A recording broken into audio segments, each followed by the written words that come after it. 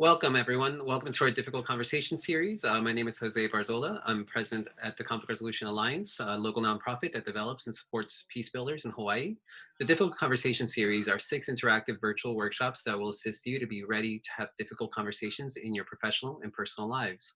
Today, session 4 is Managing the Tide for Generational Divide with Brianna Blackburn and Katie Ranney. Thank you for joining us today to discuss how generations are a social construct that help to define and group shared experiences, beliefs, and values, approaches to life and behavior. Sometimes generational divides at home or in the workplace can be a cause for conflict. However, we tend to forget that there is a lot of diversity within a generation: socioeconomic, background, race, personal experience, and culture, to name a few.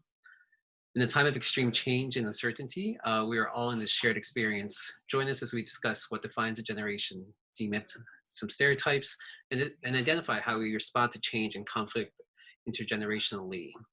Brianna Blackburn earned her bachelor's in political science and law studies from Clarkson University. Her passion for social justice ignited a 2-year journey with AmeriCorps Vista, working on solutions to food insecurity and enhancing local food systems, and later supporting Aloha United Way's network of AmeriCorps service members.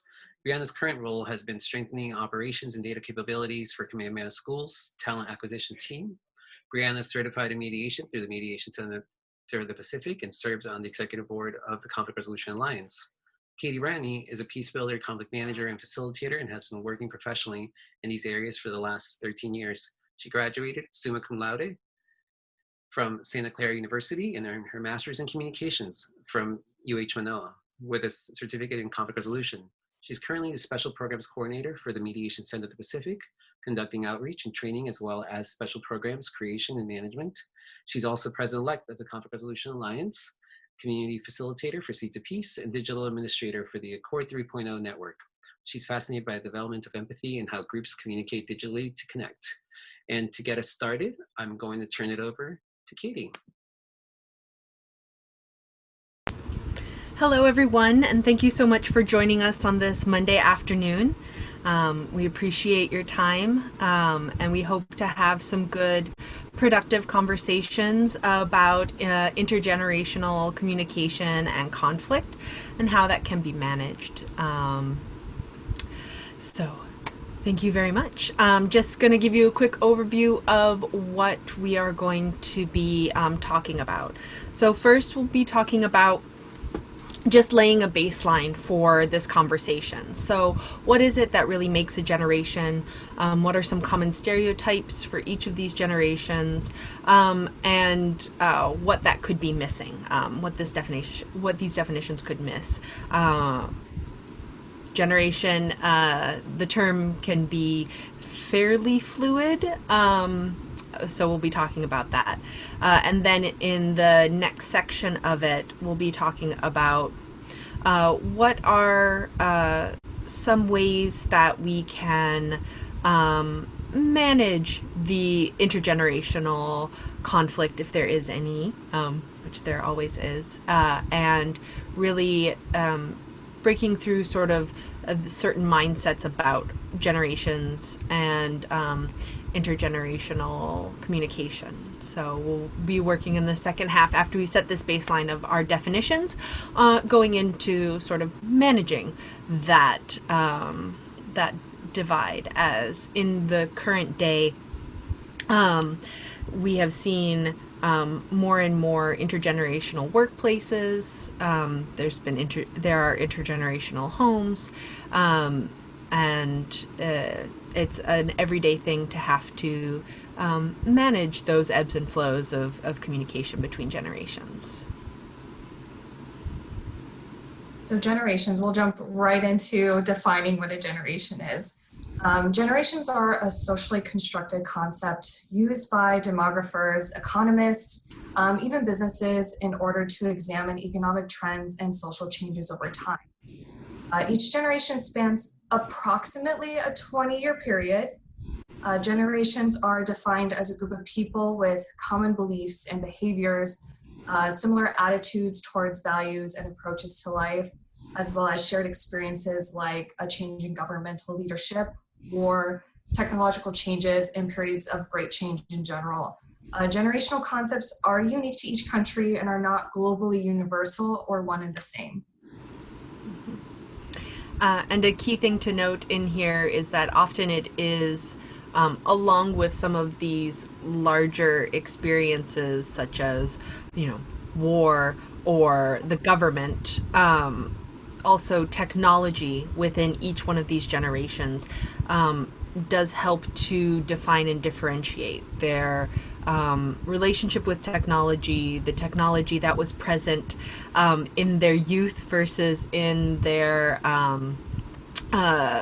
sort of 30s, and that sort of age, versus what technology is coming up with when they're older. So the technology can be a very key factor that modifies their each generation's experience of what life is and what life should be.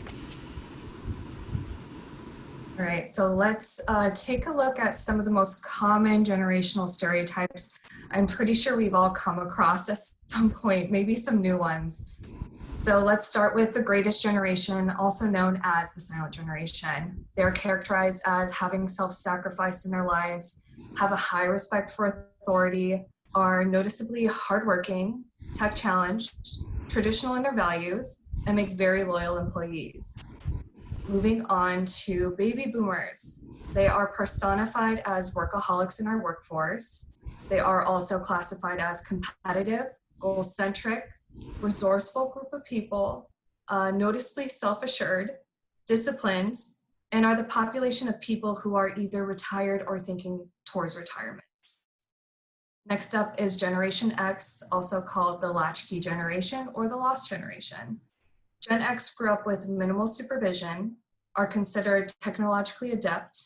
They are informal and flexible in the workplace, highly educated, value their independence. They emphasize and spearheaded work-life balance. They are considered to be politically and socially apathetic. Now on to millennials, the everybody gets a ribbon generation. They are viewed as pragmatic, values meaningful motivation, tech savvy, free thinking, focused on relationships, and are socially oriented, and are known to challenge the status quo. An interesting fact, 1 in 3 people in the workforce today is a millennial. And last but not least, Generation Z. One defining quality is that they grew up with technology and social media. They are today's pop culture leaders. They are socially conscious, embrace societal change, are more ethnically diverse than previous generations, and are on track towards becoming the best educated generation. And so, as we said before, these generations are specifically for the United States. And again, these are generalizations, right? I'm sure you've all heard of them, have ascribed to them, have met people that fall into these generalizations as well, where you're like, yes, yeah, you're a millennial, you definitely do that millennial thing. But there is a downside to overgeneralizing too much just based upon age and the range in which a person was born. So if you could go to the next one over. Right, so these generational constructs, which everyone does, right? So it's a human trait to want to categorize things to make them easier to understand, so that you don't have to spend so much brain power having to figure out every single person from the moment that you meet them. So it's a very human thing to want to categorize your world, but when you end up categorizing people, that's when a lot of and only work off of that categorization rather than taking the time to get to know them, that's when the difficulty can happen, right? So these generational constructs make a lot of assumptions about a group of people that were just born within the same 20-year span.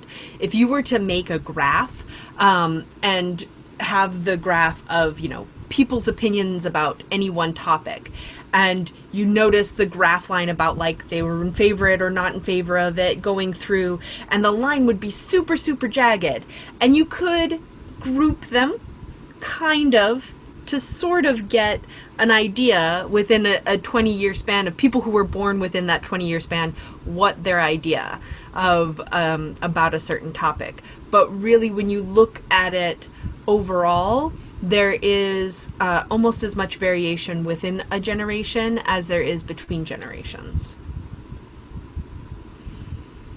And this can lead to an antagonism between generations. This isn't a new thing.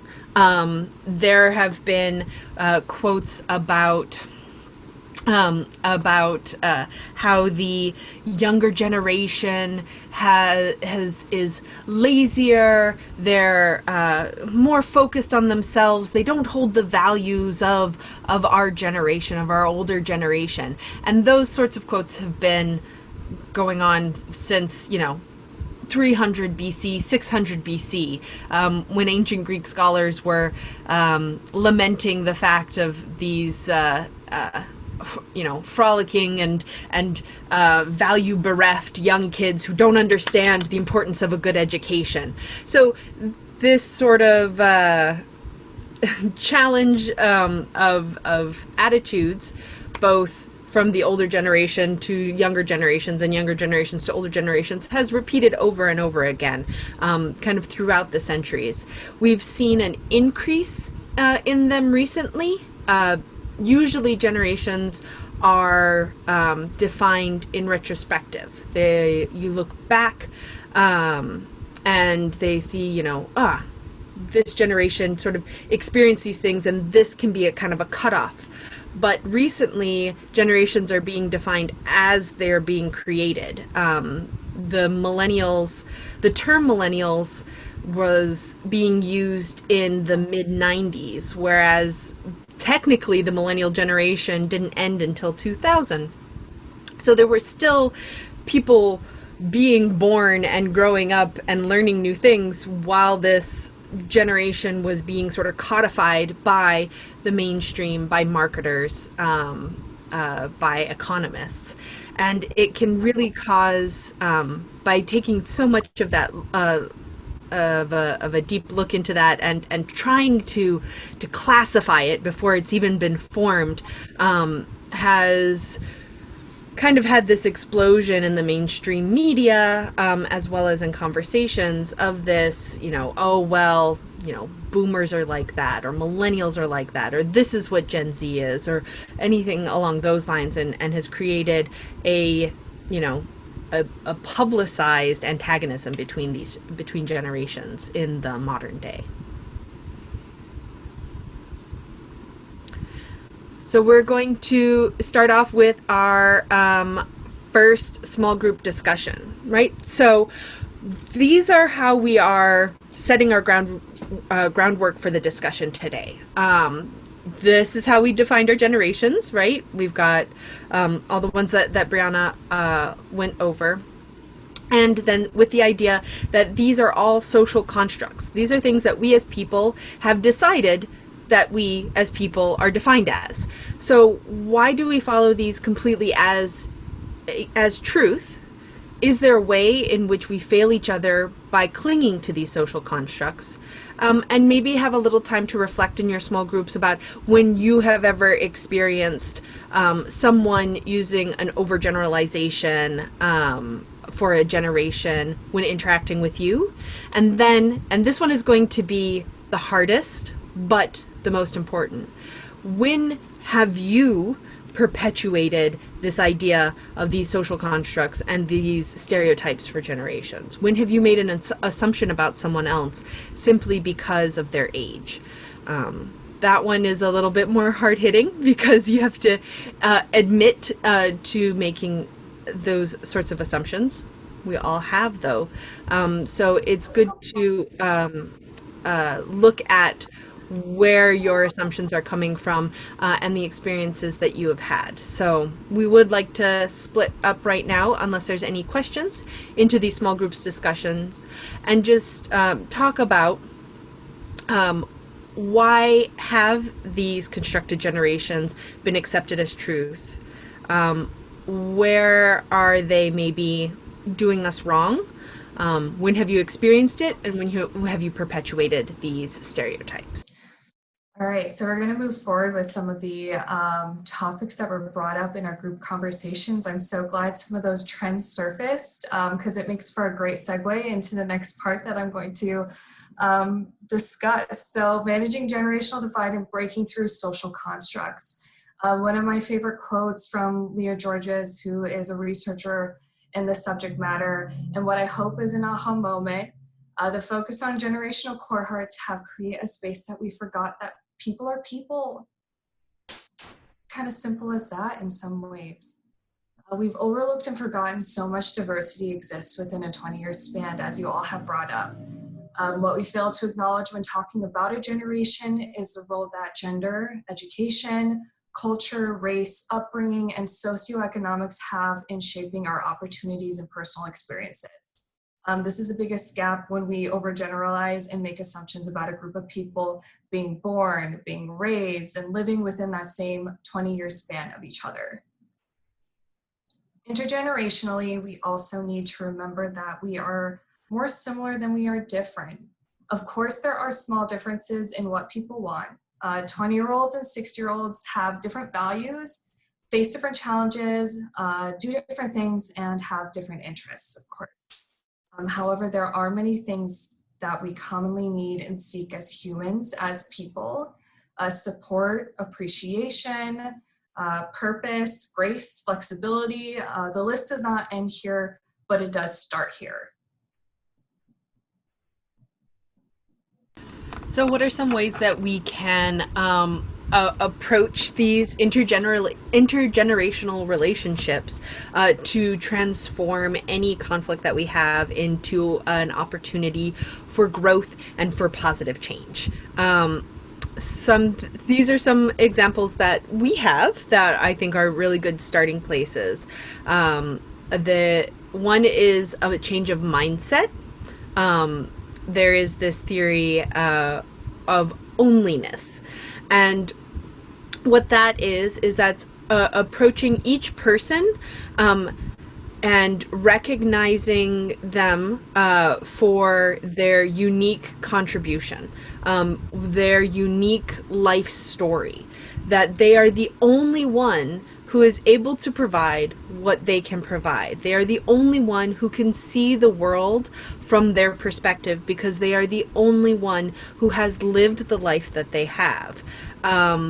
Culturally, through the frame of their gender, through the frame of their minority status, through the frame of their experiences. Indiana Jones says it ain't the years, it's the mileage. If you've had a lot of life experience, it doesn't matter if you're 25 or 65. It's all of those experiences that you've gone through that will shape and frame your approach into life.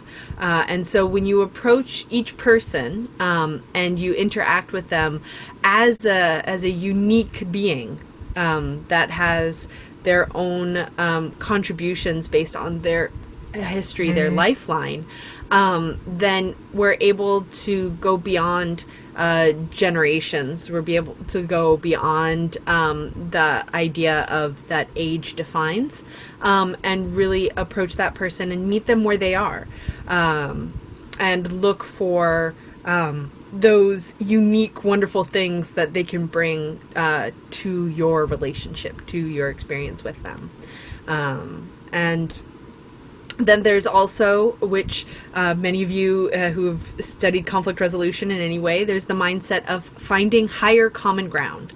That it's not just, what interests do we have, but really where are our similarities? Where are the places that maybe the similarities is your motivation, or maybe it's where you find purpose. There are many places that you can have that start of agreement where the relationship can be built from. And that really helps to transform any sort of conflict by focusing on where, the strength of where you meet together, and working from there. rather than focusing on the differences for it. And then, so within these mindset changes, there is also our tools, the very practical things. So active listening, really brushing off your empathy skills, to hear that person, and try to not be jaded by some assumptions that you might be going into. And I think this last one of establishing boundaries is also very important, and one that we don't talk about too often. We talk about active listening a lot, and that's you reaching out to them and being like, I'm fully listening, I'm fully here for you, empathizing with them so that you can understand them more and better. But you also need to establish your own boundaries. If somebody says a microaggression against you that's ageist, being confident enough and being aware enough to call that out in a way that doesn't distance the other person, but also establishes what you're comfortable with and what you're not comfortable with. This one, I think, especially for this group, which has been working so much on all of these other conflict resolution tools, that oftentimes these boundaries of comfort is not something that we generally talk about or something that we promote. But really establishing, and no matter what age, saying something, that that comment wasn't really appropriate, or that really doesn't have anything to do with it, things like that. So personally, in my own experience, I have been teaching a lot of people how to use Zoom. I've been going through a lot of trainings with it, reaching out to people across the spectrum of experience, of age, and all of that. And sometimes I'll be talking to other people about what I'm going through, and the reaction from some is just like, oh my gosh, that must be so hard. Aren't you working with people who are like in their 60s or 70s? How can you teach them to learn Zoom? I'm just like, hold on a second. Age has nothing to do with it. Experience does. You could get somebody who hasn't ever done any video conferencing. They may be a whiz at programming or anything else, but if they've never done video conferencing, they'll have the same amount of trouble on Zoom as somebody else who doesn't have a lot of experience with video conferencing, even if they don't have a lot of experience with the computers in the whole. And that varies between ages. It's not something that you can just say, oh, well, they're over 50, so how are they ever going to get the computer?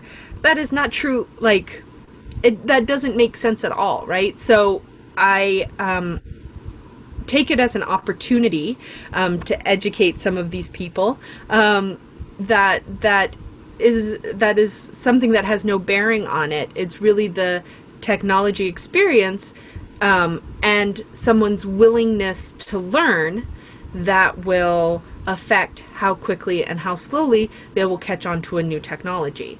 And honestly, the willingness to learn is more important than anything else. If you get somebody who's just like, I got my TikTok and I got my Instagram, but I don't ever want to learn Excel, then they're never going to learn Excel. Whereas somebody who is like, well, I've figured out how to turn on a computer and to open my email, but they're there and they're willing to learn, that's way more important. So being able to challenge, though, when somebody brings it up, being able to challenge those assumptions, whether it's an assumption about yourself or about somebody who is next to you or that you work with or that you're related to, it's establishing that as a boundary, like, that's not okay, but doing it in a way that's not aggressive or that will put them on the defensive, something that it then becomes a small sort of teaching moment.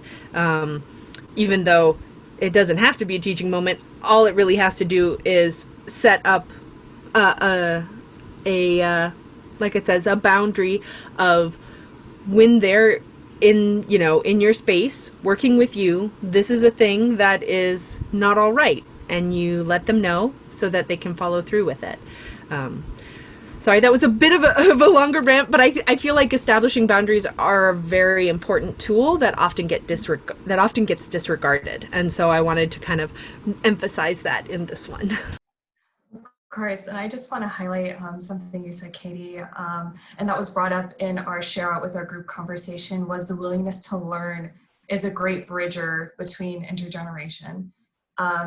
And I just have a quick personal experience starting at Kamehameha schools with a few employees that had been with the Human Resources Department their whole careers, their whole 35 years. And I think when we think about intergenerations working in the workplace, I think one of the examples is always leaning on the younger generations for that technology help and critique and learning. But really, how I was so successful in integrating in the workplace was leaning on the more seasoned generations that had been at the organization. They really are sages.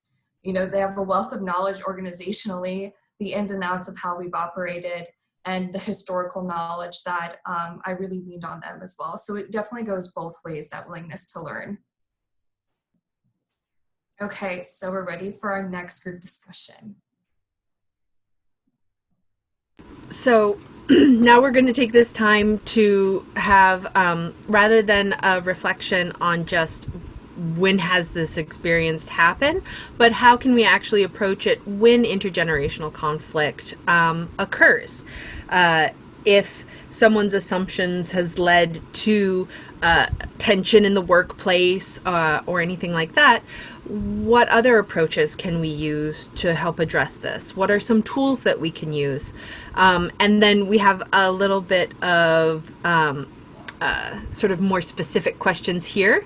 So what tools would you use if that bias and stereotyping is directed at you? What happens if it's kind of happening near you? It's to someone who, you know, someone else in the organization, or you hear someone talking about someone who's not there. And then how would you react if somebody, or how could you react if somebody came up and said something that you said was seen as hurtful or making an incorrect assumption about somebody because of their generation. So again, this is looking at, is there something that you have done as well to contribute to these conflicts, as well as it coming towards you. Hopefully this will help to spur further conversation in your life, and that you'll be able to, you know, feel comfortable establishing your boundaries, but also understanding where other people are coming from from different generations, and approaching them, as Brianna says, with what really matters, and where we can find our common ground. So thank you very much.